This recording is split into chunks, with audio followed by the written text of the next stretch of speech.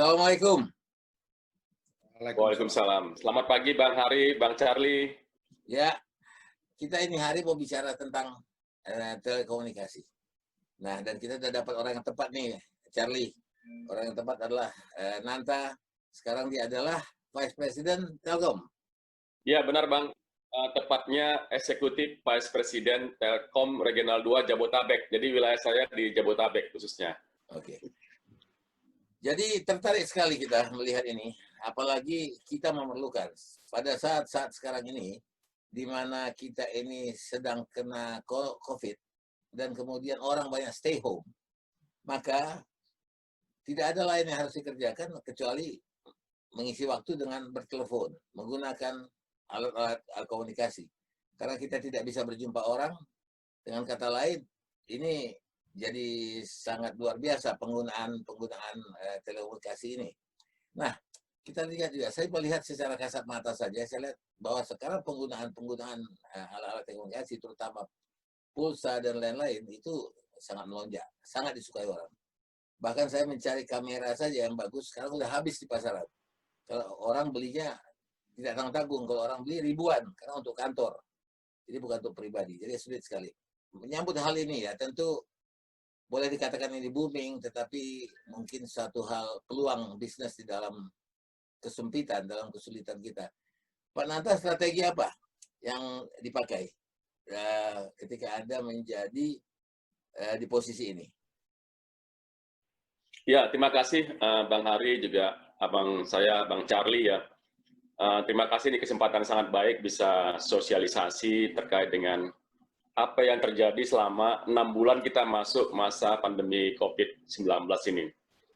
Jadi pernah mungkin Bang Hari, Bang Charlie melihat bahwa COVID-19 ini menderai berbagai macam perubahan yang mendasar. Salah satunya adalah mendorong percepatan digitalisasi. Jadi di sisi lain memang kita harus menjaga keselamatan dan kesehatan dari kita, keluarga kita maupun rekan-rekan kita. Di satu sisi kita harus mencari inovasi dalam bentuk digital yang bisa tetap membantu kita beraktivitas secara sehari-hari tanpa kita khawatir dengan kesehatan dan keselamatan kita. Nah, apa yang kita lakukan strateginya, khususnya di Telkom, kami tentunya sangat concern dengan kebutuhan masyarakat ini, supaya masyarakat masih bisa beraktivitas, apakah itu bekerja, apakah itu belajar, belanja, bertransaksi dari rumah. Yang menjadi fokus kami adalah bagaimana memperbaiki kualitas pelayanan kepada pelanggan. Mungkin Bang Hari dan Bang Charlie sudah tahu salah satu produk kita yang sekarang sangat dicari-cari oleh masyarakat adalah IndiHome. Jadi sejak 6 bulan terakhir ini luar biasa antusias dan permintaan masyarakat khususnya untuk IndiHome. Kenapa? Karena mereka ya terpaksa harus menyediakan fasilitas internet ini di rumah supaya mereka tetap bisa beraktivitas. Nah, jadi strategi kami pertama tentunya meningkatkan kualitas pelayanan. Dalam 6 bulan ini, traffic internet itu yang kita rasakan khususnya dari pelanggan-pelanggan IndiHome ini, peningkatannya luar biasa. Jadi kita sudah meningkat hampir 3 kali lipat dari sebelumnya. Jadi kalau pandemi ini mulainya bulan Maret, sampai dengan bulan Juli kemarin, itu sudah hampir 3 kali lipat traffic pertumbuhan. Jadi kami harus menjaga customer experience ini dengan meningkatkan kapasitas di jaringan kami. Dan ini dipantau juga harus secara harian, supaya tidak banyak keluhan yang disampaikan pelanggan atau masyarakat ke kita. Ya. Itu yang kedua. Nah, yang ketiga, kami juga membantu ada beberapa solusi kepada masyarakat dengan berbagai kebutuhan dia belajar dari rumah, bekerja dari rumah. Ada beberapa solusi yang kita bisa dimanfaatkan masyarakat. Contoh misalkan untuk para pelajar nih, para mahasiswa, para pekerja, para guru. Kita ada paket khusus yang kita peruntukkan buat mereka, namanya Learning from Home. Oke. Jadi guru, pelajar itu bisa mendapatkan akses IndiHome dengan sangat terjangkau yang namanya paket learning from home. Dan ini luar biasa juga antusiasnya sampai sekarang banyak yang terus masuk mengalir dan tentunya kami juga mempersiapkan tim yang mampu memenuhi kebutuhan itu. Jadi 3 hal tadi, peningkatan kualitas pelayanan, yang kedua, bagaimana kami secara tetap terus memantau peningkatan traffic yang sangat signifikan, dan ada paket solusi khusus untuk saudara-saudara kita, masyarakat yang membutuhkan, khususnya pelajar, mahasiswa, dan para guru untuk belajar dari rumah. Kita kan tahu, sebenarnya IndiHome ini kan sudah sejak tahun 2015. Ya, kemudian ini Betul. sekarang udah 5 tahun. Kemudian saya melihat ada semacam menguatkan kembali gitu ya, menguatkan kembali penjangkauan pasar. Ya, Anda mengatakan ada IndiHome, itu Indonesia Digital Home. Ya, nah sekarang sudah berapa pelanggannya? 5 tahun ini masyarakat Indonesia ternyata sangat antusias, salah satunya memilih IndiHome sebagai solusi internet di rumah mereka. Dan IndiHome tidak hanya internet, tapi juga namanya triple play. Jadi ada internet, ada IPTV, ya TV berbasis IP, dan juga ada teleponnya juga. Dan selama 5 tahun ini kita sudah meraih saat ini ya, sampai saat ini 7,5 juta pelanggan selama 5 tahun. Nah itu Bang Ari, jadi bukti dari kepercayaan masyarakat. Kami terima kasih juga percayaan masyarakat kepada Telkom. Oke, sesuai dengan yang disampaikan Bang Nanta tadi, saya panggil Abang lah ya, lebih dekat rasanya. Ya, layanan masyarakat, terus jumlah pelanggan. Ada 2 nih yang mau saya sampaikan ini. Yang pertama apresiasi, yang kedua tentang harga. Saya pengguna internet sejak zaman dial-up, 96 Kbps sampai macam-macam. Sampai sekarang fiber optics. Hidup saya banyak di internet, apalagi belakangan ini saya ikut mendirikan, mengelola media online nasional. Sama 2 bulan terakhir ini mengelola YouTube, termasuk channel ini, Speak Up. Ada lagi channel yang lebih besar yang kita kelola. Saya produser di sana, hampir setiap hari ada aktivitas. Yang pertama apresiasi, dulu saya kalau terjadi gangguan internet, wah itu bahasanya abu-abu Bang. Kami akan segera perbaiki. Wah saya kan segera nggak bisa dihitung oleh otak saya, segera itu 1 hari, 2 hari, atau 30 hari. Tapi belakangan ini saya lihat, kami akan upayakan hari ini. Wah itu luar biasa Bang, salut. Ya. Dan beberapa kali ada gangguan, semasa pandemi ini, saya ingat ada 2 kali gangguan, putus, diperbaikin. Dan saya komplain siang, sore udah hadir. Saya sampai surprise gitu. Itu IndiHome top Bang. Top banget. Itu sangat dahsyat. Saya bisa rasakan. Nah, yang kedua, kualitas. Saya rasakan kualitas internet kita semenjak pandemi ini drop. Semoga ini tidak kita alamin, nanti akan muncul di layar unstabil. Itu sering, dulu nggak ada seperti gitu-gitu, unstabil. Ini mengganggu Bang. Kadang kalau di channel yang satu lagi, kita harus taping ulang. Ini bagaimana Telkomsel mensiasatinya. Itu yang pertama Bang. Yang kedua ini kritis nih Bang. Saya mewakili pelanggan sebagai seorang pelanggan. Kalau Abang bilang tadi 7,5 juta penduduk, sementara harga yang saya lihat paket-paket IndiHome, karena beberapa hari ini saya lihat, saya mau naikkan kapasitas internet saya. Saya lihat harganya sama saja Bang. Abang Telkom sudah mendapat pelanggan 3 kali lipat. Artinya ongkos produksi sebenarnya kan lebih murah. 3 kali lipat pelanggan selama masa pandemi. Tapi paket-paket di websitenya IndiHome itu saya lihat sama aja, tidak ada penurunan. Dari segi bisnis, mestinya cost-nya lebih murah, masyarakat pengguna lebih banyak, biayanya mestinya lebih murah, supaya bisa 4 kali lipat, 5 kali lipat, kalau bisa seluruh rakyat Indonesia menggunakannya. Begitu Bang Nanta, terima kasih. Terima kasih untuk apresiasinya Bang Charlie.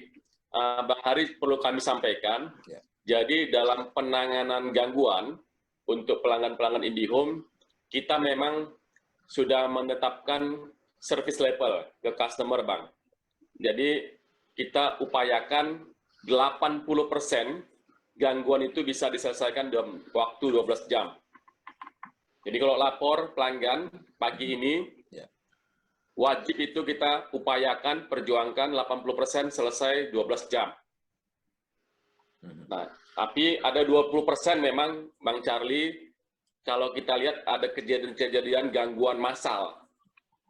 Misalkan kabel kita putus karena pekerjaan pihak ketiga, nah ini memang ada potensi 20% ini lewat dari 12 jam, tapi kita tetap upayakan semuanya selesai dalam 24 jam.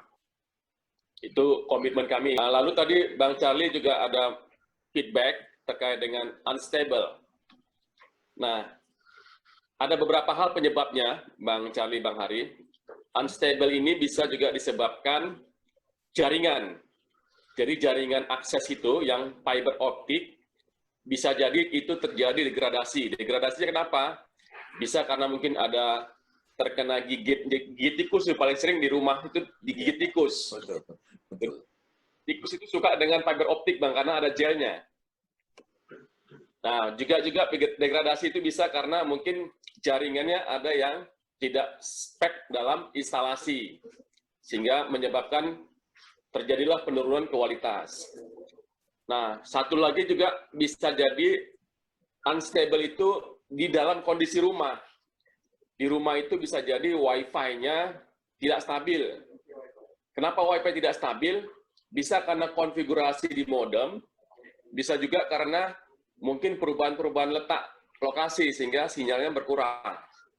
Nah, ini yang mungkin perlu jadi kita sampaikan ke masyarakat, ada beberapa titik yang berpotensi memang menyebabkan tidak stabilnya jaringan. Mudah-mudahan ya nanti kami juga terus meningkatkan pelayanan. Kami ada aplikasi namanya My IndiHome yang bisa di-download di Android, ya, Google Play maupun di iPhone atau di App Store.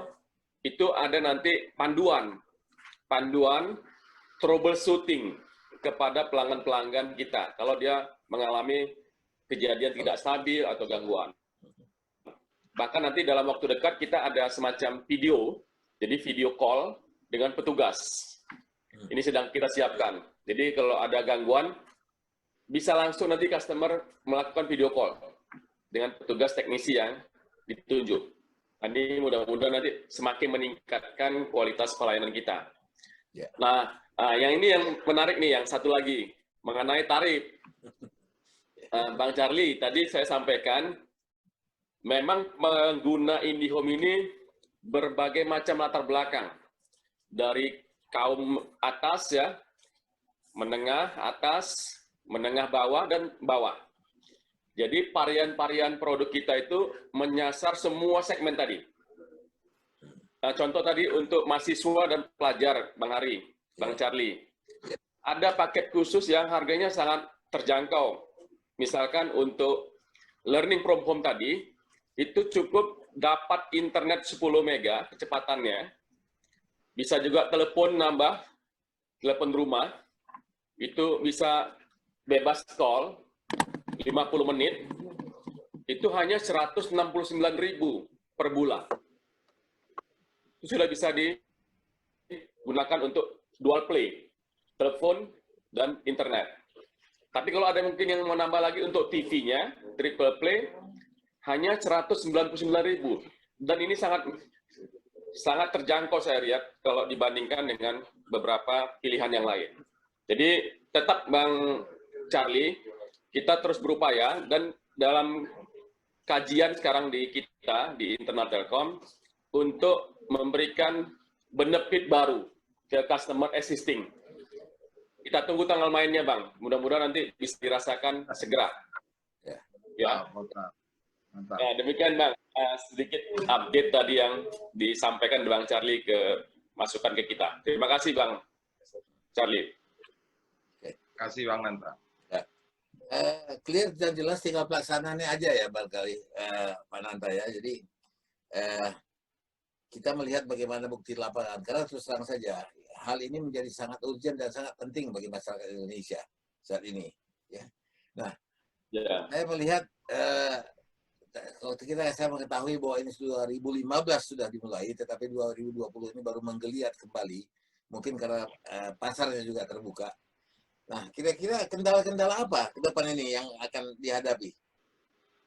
Ya, ini bagus juga nih masukannya Bang Hari. Apa kira-kira kendala atau tantangan? Ya, yang mungkin timbul. Indonesia ini luar biasa besar, Bang. Indonesia ini dari Sabang sampai Merauke, itu jumlah rumah di Indonesia ini sebenarnya kalau menurut data statistik ada sekitar 60 juta rumah. Nah, yang tersambung dengan layanan fix ya yang ada di rumah, fix broadband itu tidak hanya dari Telkom yang tadi Indihome 7,5, dengan operator lain itu hanya sekarang baru 10, maksimum 10 juta. Baru 10 juta terhadap 60 juta rumah. Per 16%. Kita coba bandingkan dengan negara tetangga seperti Singapura, mungkin negara kecil ya. Singapura itu sudah terkoneksi fixed broadband di rumahnya 90% dari sekitar 4,5 juta rumah. Ya, tapi mereka negara kecil. Yang mungkin negara agak lebih besar seperti Jepang. Jepang itu sudah terkoneksi fixed broadband 75% dari semua populasi rumahnya. Nah, ini Indonesia masih punya potensi yang besar untuk kita akselerasi penetrasi fixed broadband ini. Kalau kita bisa perbesar akselerasi penetrasi fixed broadband, akan banyak manfaatnya bagi bangsa ini. Jadi kalau pernah kita melakukan benchmark dari hasil survei di luar negeri, kenaikan 1% penetrasi fixed broadband ini, itu bisa membantu peningkatan 1,13% ekonomi. Kenapa? Karena masyarakat dimudahkan dengan adanya internet, kita bisa beraktivitas, tadi bisa belajar, bisa bekerja, bisa bertransaksi, bisa berbisnis ya. Nah, ini yang sedang kita rancang di Telkom, bagaimana Indihome ini bisa terus mengcover lah semua jangkauan rumah-rumah yang ada di Indonesia. Ini tentunya butuh investasi yang tidak kecil, sehingga kami terus membuatnya seperti apa sedemikian rupa supaya ini bisa dijangkau ke seluruh Indonesia dari Sabang sampai Merauke. Nah, kira-kira gitu Bang, tantangan yang paling utama. Apakah tantangan area misalnya? Kalau kita bilang begini, sekarang ini di Jakarta, saya tidak tahu apakah masih kendala-kendala itu terjadi. Charlie tinggal di Jakarta. Dia mengalami masalah yang begitu juga, kadang-kadang unstable. Nah, seandainya Jakarta ini juga masih unstable, bagaimana di daerah? Nah, saya tidak begitu mengerti ya. Bagaimana dengan jaringan fiber kita ini sudah se-Indonesia? Pak Nanda? Ya, benar Bang. Jadi Bang Hari, Bang Charlie, saya potret dulu yang di Jabotabek ya. Oke. Sebelum kita masuk yang se-Indonesia. Jabotabek ini relatif beruntung karena pembangunan sudah lebih didahulukan. Karena dia masuk kawasan ibu kota. Jadi untuk DKI saja, itu kita sudah menjangkau fiber optiknya ini untuk Indihome, itu lebih kurang 90%. Oh, good. Oke. Ya, coverage-nya. Jadi 10% masih ada. Kenapa masih ada 10%? Karena pertama, ada daerah-daerah yang masih eksklusif. Telkom tidak diizinkan masuk. Itu pasti tahulah Bang Hari, Bang Charlie ya. Ya. Daerah-daerah dia mungkin dia punya operator sendiri juga. Yang kedua, di Jakarta ini masih ada daerah-daerah yang masuk ke dalam. Yang itu membutuhkan penarikan jaringan tambahan. Nah, itulah yang kita tadi masukkan dalam kategori 10%. Tapi itu kalau kita diizinkan dan kita bisa memproses, itu akan sangat cepat. Jadi kalau untuk DKI, saya garansi kalau ada permintaan, itu tidak lebih dari seminggu sudah bisa kita penuhi. Nah, sekarang bicara sedikit di outernya. Ada Bekasi, ada Bogor, ada Tangerang, ada Banten. Nah, khususnya Bekasi, Bogor, Tangerang itu lebih kurang memang masih 80% coverage. Oke. Karena wilayahnya juga lumayan besar ya, karena itu sebagian masuk Jawa Barat, ya sebagian masuk ke Banten juga. Nah, ini pun terus kita kembangkan, mudah-mudahan tidak terlalu lama, setahun ke depan kita bisa mendekati DKI, 90%. Namun yang challenge memang tantangannya di Banten. Jadi Banten itu sampai ke arah Sumatera, perbatasan di Merak, itu masih coverage-nya sekitar 60%. Karena wilayahnya begitu luas, dan 40% ini terus kita kembangkan dalam waktu beberapa tahun ke depan. Itu untuk Jabotabek. Nah, untuk Indonesia sendiri, Indonesia ini lebih kurang ada 514 kabupaten kota. Ya, oke. Betul. Ya, alhamdulillah, IndiHome atau Telkom, fiber optiknya sudah menjangkau di 85% dari 514 itu. Oke. Meskipun di dalam jangkauan itu pasti ada tadi yang saya sampaikan penarikan jaringan-jaringan tambahan untuk menjangkau rumah-rumah yang mungkin kalau di Sumatera Bang Charlie tahu, Bang Hari tahu, beda dengan di Jawa ini jarak antar rumah itu bisa jauh-jauh. Iya. Jadi butuh tambah tiang ya, butuh tarikan optik tambahan. Nah itu yang terus kita lakukan. Tapi saya yakin kalau kita konsisten ya, punya roadmap yang clear, Telkom ini bisa menjangkau seluruh Indonesia, ya termasuk dengan Telkomsel juga, itu bisa kita cover lah 100% Indonesia ini dalam waktu 2-3 tahun ke depan. That's good. Bagus. Ya. Kira-kira gitu Bang Hari. Oke. Kita bicara Jabotabek lah, tidak usah kita se-Indonesia kan. Ini yang karena kita ada di sini dan kita juga pertimbangannya. Karena saya melihat begini, ada barangkali kesulitan. Tadi Pak Nata bilang ada daerah-daerah yang sangat rapat penduduknya, sehingga barangkali menarik fiber itu pun juga susah. Ya. Nah kemudian problem saya misalnya, ada banyak orang yang seperti saya tinggal di apartemen, belum tentu apartemen ini bisa dimasuki oleh Telkom. Ya. Nah, ya. Jadi misalnya bagaimana? Kita butuh, kadang-kadang ada apartemen yang dia punya sinyal jelek, tapi ketika saya mau pakai misalnya IndiHome, nah, kendalanya ini bagaimana? Dan bagaimana pemecahannya? Betul Bang. Ini juga perlu saya share nih supaya masyarakat juga paham. Khususnya high-rise building, ya high-rise building itu bisa apartemen, bisa perkantoran. Di DKI sangat banyak. Jadi di DKI ini ada lebih kurang 1.000. Data kita itu menyatakan lebih kurang 1.000 tower. Ya, termasuk sedikitlah di outernya. Nah, apa yang menjadi kunci di sini? Kita bagi dua, Bang. Untuk tower pembangunan baru, jadi apartemen baru, pada umumnya para ownernya itu sudah merekomendasikan Telkom untuk penyediaan jaringan akses dan internetnya. Jadi hampir 100% pasti ada Telkom nanti, yang baru. Namun yang existing karena ini sudah dibangun sudah mungkin 15 tahun yang lalu, ada yang 10 tahun, ada yang 5 tahun, itu kita punya dua pendekatan. Satu, Telkom bangun sendiri, ketika kita sudah bisa kerjasama dengan pemilik apartemen atau pengelola apartemen, building management, itu nanti dibangunlah oleh Telkom dari basement sampai ke atas.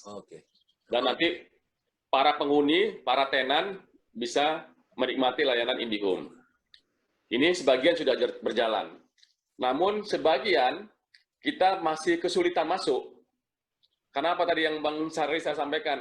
Karena mungkin pemiliknya, ownernya itu sudah ada kerjasama dengan operator lain, atau mungkin dia punya perusahaan yang mirip dengan Telkom. Nah, kalau hal seperti ini biasanya kita menggandeng dengan pola partnership. Jadi berpartner lah. Nggak bisa semuanya harus Telkom. Jadi kita bisa bekerja sama. Bekerja sama itu bisa dalam bentuk apa? Oh, bekerja sama, oke, kita jaringannya silakan dari pemilik gedung yang bangun. Nah, kami produknya IndiHome.